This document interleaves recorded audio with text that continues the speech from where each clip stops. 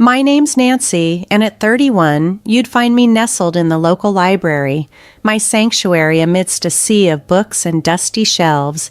It wasn't glamorous, but it was my little corner of the world. I've always preferred the quiet, the understated life, away from any spotlight. Living in a small town where gossip traveled faster than the wind, my days were a predictable cycle. Wake up, work, and then home to my cozy apartment filled with secondhand finds and piles of books. My social life might have seemed non-existent to some, and I thought I was okay with that, or at least I convinced myself I was. Raymond walked into the library on an ordinary day. He was on a quest for something different to read, his smile easy and his voice warm, like a ray of sunshine piercing through the clouds. "Hey, could you help me find a book? I'm feeling adventurous," he said, his eyes twinkling with a mix of curiosity and mischief. "Sure, what genre are you interested in?" I asked, adjusting my glasses, trying my best not to get lost in his gaze. "I don't know. Surprise me," he replied, his grin hinting at the simple pleasure he found in this small challenge. That was the start of it all. Our chat soon became the highlight of my days. At first we talked about books and I would suggest titles, but gradually our conversations evolved, branching into discussions about our lives, our thoughts, our dreams. Raymond was different. He really listened, making me feel heard and valued, a sensation that was foreign yet exhilarating to me. One day he leaned over the counter with a playful spark in his eyes. "You know, Nancy, you're the most interesting person I've met in this town. Why do you hide in here all day?" I laughed, a sound unfamiliar even to myself. "Well, where else would I go? It's not like this town is brimming with excitement," I responded. Raymond's reply came swiftly. "Maybe you just need someone to explore it with. How about dinner tonight? My treat." I hesitated, unaccustomed to such attention. "I don't know, Raymond," he quickly interjected. "Come on, what's the worst that could happen? You spend an evening out with a guy who appreciates your book recommendations. Plus, I promise to make it worth your while. You can show me this hidden gem of a town." His confidence was contagious, and despite my reservations, I agreed. "Okay, sure, but no fancy places. I don't do well with all that pomp," I warned. "Deal," he said, his smile illuminating the room. "I'll pick you up at 6. Wear something comfortable." That night truly changed everything. Raymond introduced me to parts of the town I'd never explored, even though I'd lived here all my life. He made me laugh, a real, heartfelt laugh that I hadn't realized I was capable of. He listened to my stories, my dreams, and even my fears, never making me feel insignificant. As we walked back to my apartment, he stopped, his expression serious. "Nancy, I know we've only just met, but there's something about you. You're not like anyone I've ever met. You're genuine, and in a world full of pretense, that's incredibly rare." I was speechless. No one had ever spoken to me with such sincerity. "Raymond." He gently placed a finger on my lips. "You don't have to say anything. Just know that I see you, Nancy. I see the person you truly are." Raymond always had a way of making my days shine. His affection and kindness painted my ordinary moments in vibrant colors, and with every sweet word he spoke, he made me believe in myself a little more. When he proposed, it felt surreal. His earnest eyes asked, "Marry me, Nancy. I can't picture my life without you." My heart surged with joy, and without a second thought, I whispered, "Yes." Yet, before we could dive into wedding plans, a significant hurdle loomed, meeting his parents. Raymond warned me that his parents held high expectations, but he reassured me with confidence, "They'll adore you once they see how wonderful you are." Despite his words, anxiety gnawed at me. I rummaged through my closet, aiming for an outfit that whispered modesty yet respect. On the day of the meeting, I settled on a simple blue dress, hoping it was the perfect choice. As we drove to his childhood home, Raymond seemed distracted, more interested in the music than the upcoming introduction. His relaxed demeanor only intensified my nervous anticipation. Arriving at the house, my heart pounded with the weight of Raymond's earlier warnings. The dinner that followed felt more like an interrogation than a warm family meal. Raymond's parents peppered me with questions, and I struggled to showcase my genuine love for my job at the library, hoping to make a good impression. Meanwhile, Raymond remained unusually quiet, offering little support as I maneuvered through the tense conversation. After dinner, the ride home was filled with heavy silence. I was not only disappointed by the evening, but also by Raymond's apparent indifference. I voiced my feelings. "I thought you said they'd warm up to me." Raymond's shrug and his lackadaisical, "Give it time, they just need to know you better," did little to ease my concerns. As time passed, it became clear that despite several more dinners, Raymond's parents were not becoming any fonder of me. They seemed to view me as an opportunist, a misjudgment that couldn't be further from the truth. I never cared about Raymond's money. In fact, I hardly knew he had any until he mentioned it one evening. "My parents are pretty old-fashioned," he told me. "They worry about things like money and status." One night, he came home looking unusually solemn. "Babe, we need to talk," he said, avoiding eye contact. My heart sank. "What's wrong?" I asked, feeling a knot form in my stomach. "It's my parents," he began, finally meeting my eyes. "They're insisting we sign a prenup." The word sounded harsh, unnatural. "Raymond, you know I don't care about your money, right?" He sighed, running his hands through his hair. "I know, and I don't care about it either, not when it comes to us. But they're adamant about it. They think it'll protect both of us or something." I was hurt, honestly. It felt like they were already betting on our failure. But my love for Raymond outweighed my irritation over his parents' demands or any silly document. "Fine," I said, sharper than I intended.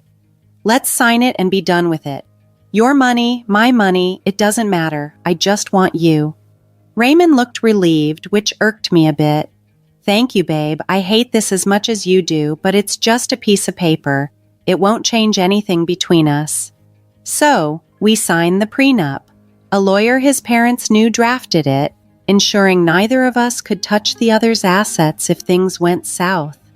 Signing felt like declaring distrust before we'd even begun, but I pushed those thoughts aside. I was in love, and isn't love supposed to conquer all? Our wedding was simple, just as I'd always wanted. A few close friends, an intimate ceremony, and a vow of forever. I moved into Raymond's place shortly after. It was a lovely home, not too fancy, but a world away from my old apartment.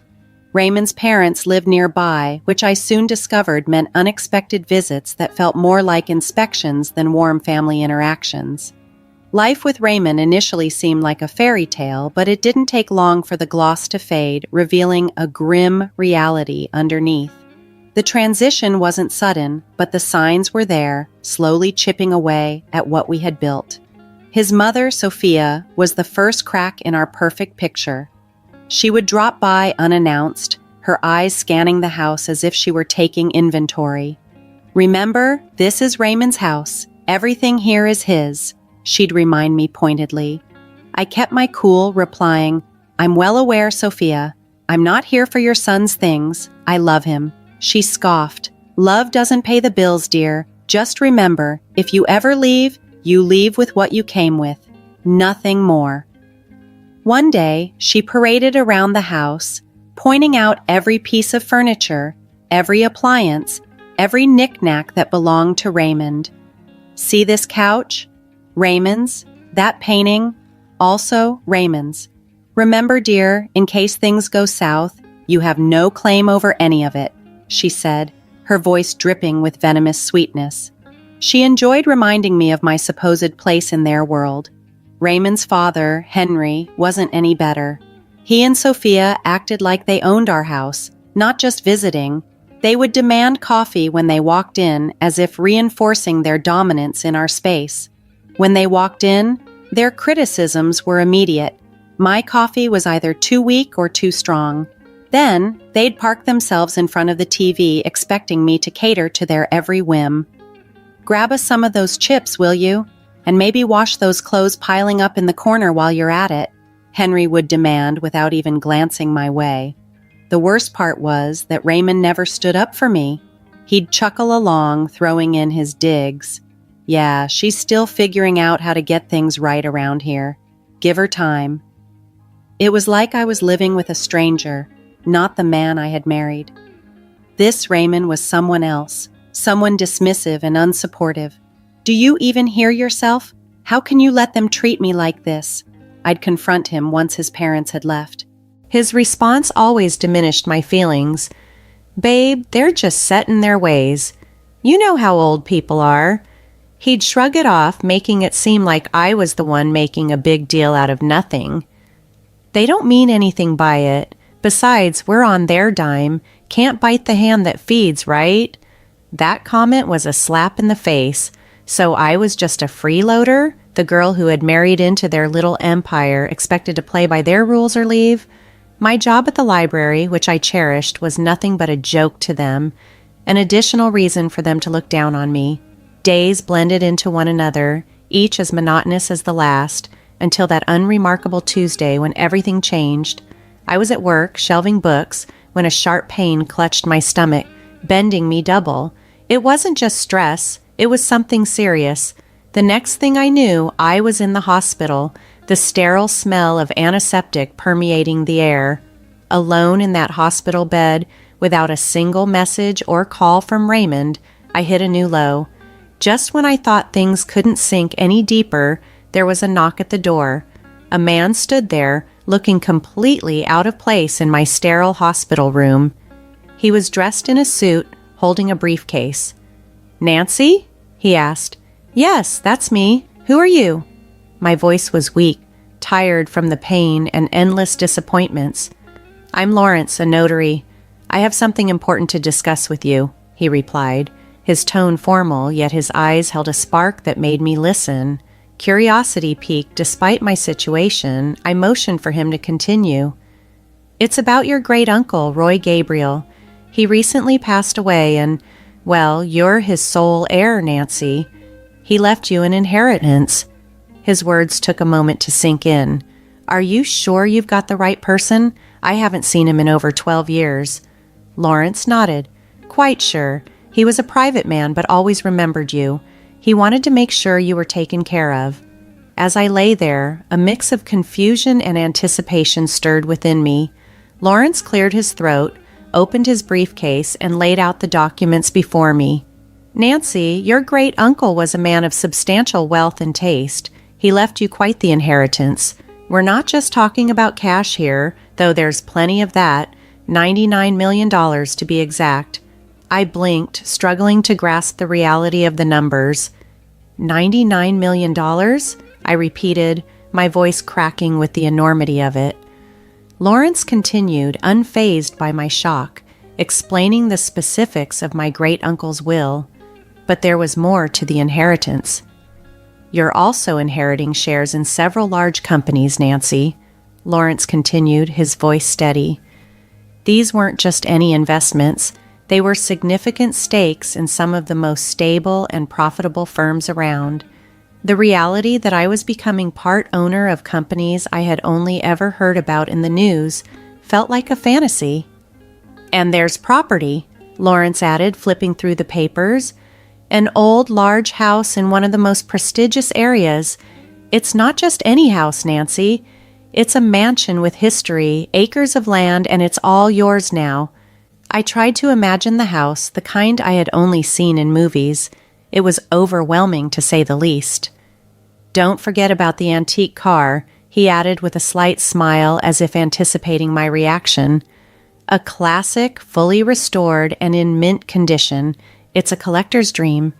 I chuckled, the situation bordering on surreal. "An antique car, too? What am I going to do with that? I barely drive as it is." Lawrence's smile widened.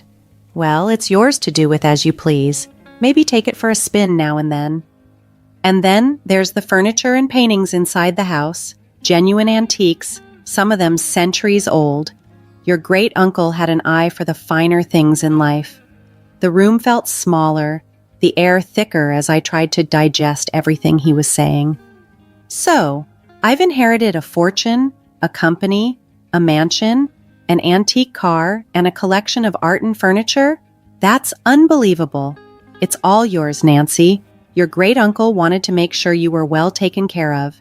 It seems he saw something special in you." Special?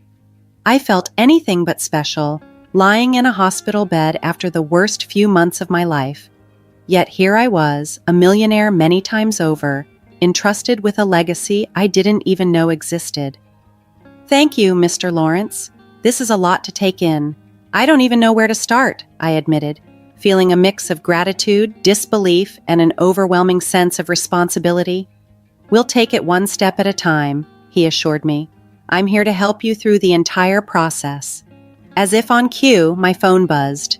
Raymond's name flashed on the screen for the first time in days. Ignoring it, I turned back to Lawrence. "What happens now?" "We'll need to process some paperwork, but the inheritance is yours. Your life is about to change, Nancy." Change it did.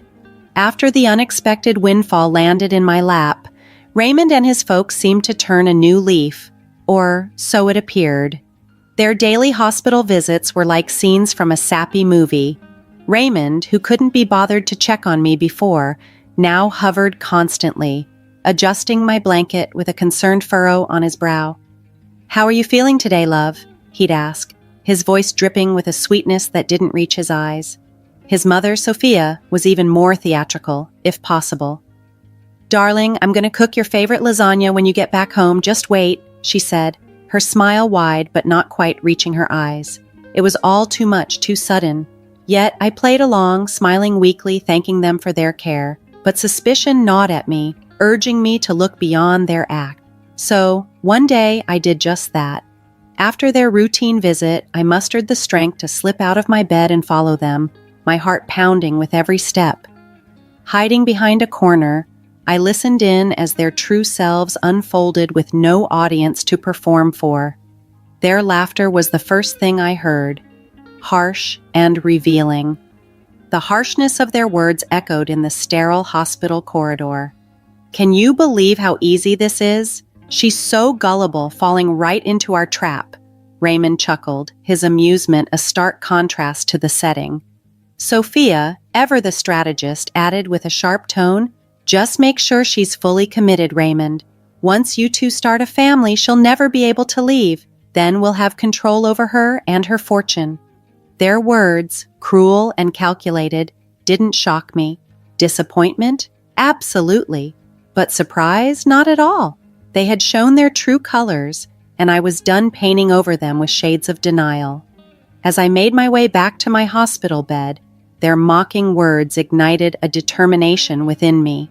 They saw me merely as a ticket to wealth, a tool to secure their future, but I was not going to play their game any longer. Lying in that bed, my mind raced as a clear, firm plan took shape. I was going to turn the tables on Raymond and his manipulative family. They underestimated me and saw me as weak, but they were about to discover just how wrong they were. Once discharged and back at the house that was supposed to be my home, I felt like an outsider. Raymond and his parents were there, their faces adorned with feigned concern and eager anticipation. The atmosphere was thick with unspoken tension. Raymond broke the silence with a tone that tried to mask his greed with sweetness. "Babe, you're home. How are you feeling? We've been so worried." Ignoring the lump in my throat, I met his gaze squarely, seeing the man I once thought I knew. "I'm feeling better, thanks, but we need to talk. All of us," I said, my voice steady despite the inner turmoil. Sophia, ever the actress, stepped forward, her hands clasped as if in prayer. "Of course, dear. We're here for you, whatever you need." It was now or never. Taking a deep breath, I laid out my stance. "I'm filing for divorce, Raymond, and before you ask, no, you won't see a dime of my inheritance." The room fell silent, the air seemingly sucked out of it. Raymond's face paled, his mask slipping to reveal the panic underneath. "Divorce? But why? I thought we were happy." The word happy tasted bitter in my mouth. "Happy? You, your mom, and your dad have made my life miserable. You've treated me like a servant, not a wife. And now suddenly you're concerned about me because I have something you want." Raymond stammered, struggling to find the words. But Sophia, always quick, jumped in. "This is nonsense. We've always treated you like family. You're imagining things, dear." Rolling my eyes, I pulled out the prenuptial agreement from my bag, waving it in front of them. This is what saved me. You thought you could manipulate me, but I'm not the naive girl you took me for." Henry, silent until now, finally spoke, his voice a mix of anger and defeat. "You'll regret this. We're your family." "No, you were never my family. A family doesn't treat one of their own like dirt and then turns sweet when money comes into the picture. I'm done here." Moving into my place was the breath of fresh air I desperately needed. The apartment was small and cozy, a stark contrast to the life I had just left behind. It was a new beginning, away from the manipulation and greed, a chance to finally breathe and reclaim my independence.